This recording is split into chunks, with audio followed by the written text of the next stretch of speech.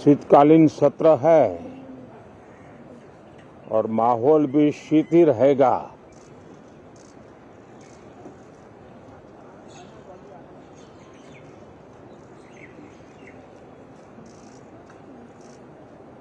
दो 2024 का ये अंतिम कालखंड चल रहा है। देश पूरे उमंग और उत्साह के साथ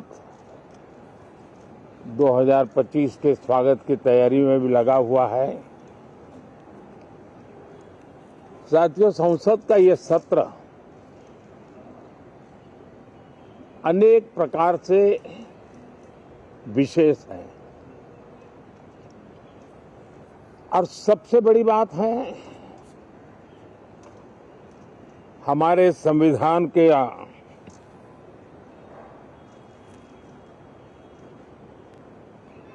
75 साल की यात्रा, 75वें साल में उसका प्रवेश, ये अपने आप में लोकतंत्र के लिए एक बहुत ही उज्जवल अवसर है। और कल संविधान सदन में सब मिलकर के इस संविधान के 75वें वर्ष की उसके उत्सव की मिलकर के शुरुआत करेंगे।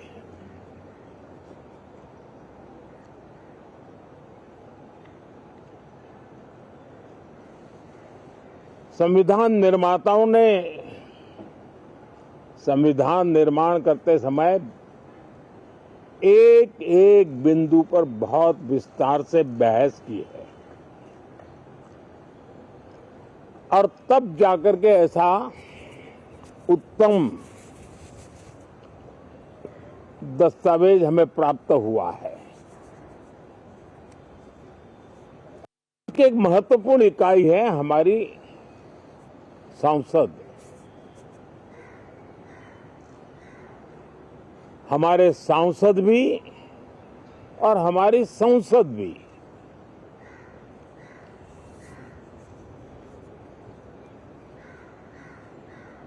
पार्लियामेंट में स्वस्थ चर्चा हो, ज्यादा से ज्यादा लोग चर्चा में अपना योगदान दें। दुर्भाग्य से कुछ लोगों ने अपने राजनीतिक स्वार्थ के लिए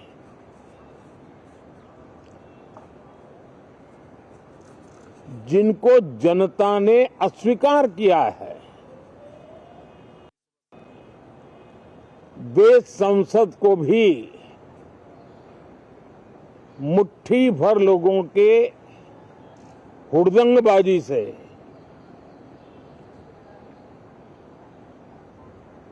कंट्रोल करने का लगातार प्रयास कर रहे हैं। उनका अपना मकसद तो संसद की गतिविधि को रोकने से ज्यादा सफल नहीं होता है और देश की जनता उनके सारे व्यवहारों को काउंट करती है और जब समय आता है तो सजा भी देती है। लेकिन सबसे ज्यादा पीड़ा की बात यह है कि जो नए सांसद होते हैं,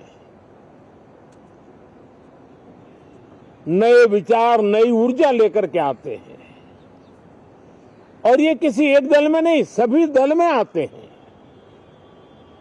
उनके अधिकारों को कुछ लोग दबोच देते हैं। सदन में बोलने का उनको अवसर तक नहीं मिलता है। लोकतांत्रिक परंपरा में हर पीढ़ी का काम है आने वाली पीढ़ियों को तैयार करे, लेकिन 80-80, 90-90 बार जनता ने जिनको लगातार नकार दिया है, वे न संसद में चर्चा होने देते हैं, न लोकतंत्र की भावना का सम्मान करते हैं, न ही वह लोगों की आकांक्षाओं का कोई महत्व समझते हैं, उनका उसके प्रति कोई दायित्व है वो कोई समझ पाते हैं। और उसका परिणाम है वो जनता की उम्मीदों पर कभी भी खरे नहीं उतरते हैं और परिणाम स्वरूप जनता को बार बार उनको रिजेक्ट करना पड़ रहा है। साथियों, ये सदन लोकतंत्र की 2024 के पार्लियामेंट के चुनाव के बाद देश की जनता को अपने अपने राज्यों में कुछ स्थानों पर अपनी भावना, अपने विचार, अपनी अपेक्षाएं प्रकट करने का अवसर मिला है। उसमें भी 2024 के लोकसभा के चुनाव के नतीजों को और अधिक ताकत दी गई है राज्यों के द्वारा और अधिक बल प्रदान किया गया है और अधिक समर्थन का व्याप बढ़ा है। और लोकतंत्र की यह शर्त है कि हम जनता जनार्दन की भावनाओं का आदर करें, उनकी आशा अपेक्षाओं पर खरा उतरने के लिए दिन रात मेहनत करें। मैं बार बार खास करके विपक्ष के साथियों से आग्रह करता रहा हूं और कुछ विपक्ष बहुत जिम्मेदारी से व्यवहार करते भी हैं। उनकी भी इच्छा रहती है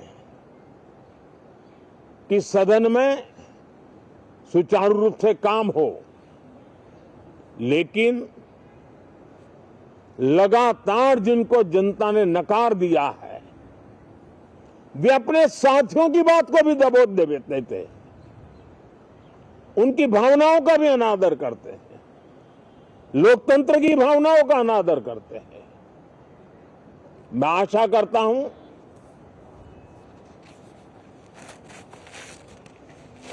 कि हमारे नए साथियों को अवसर मिले।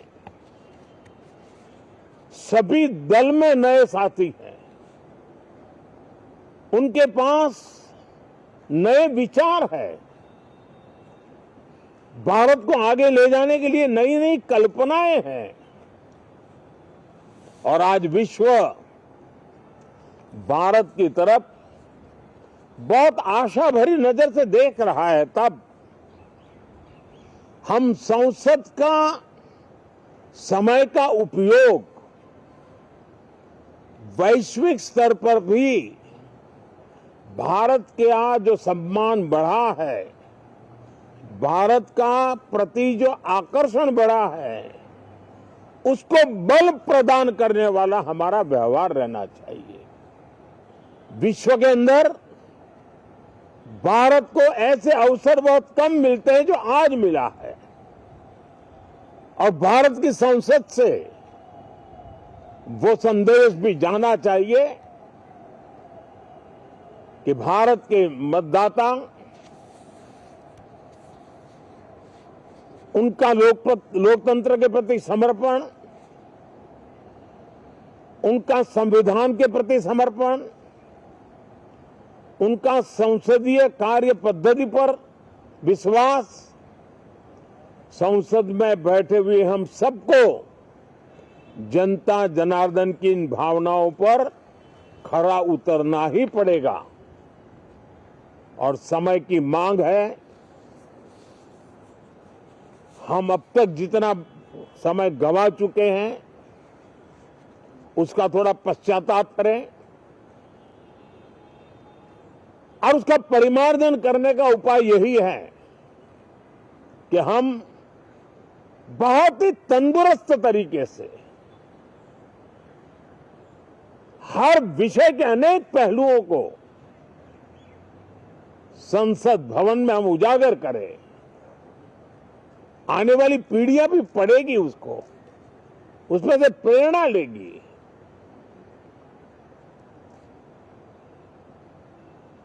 मैं आशा करता हूं कि ये सत्र बहुत ही परिणामकारी हो, संविधान के 75वें वर्ष की शान को बढ़ाने वाला हो, भारत की वैश्विक गरिमा को बल देने वाला हो, नए सांसदों को अवसर देने वाला हो, नए विचारों का स्वागत करने वाला हो।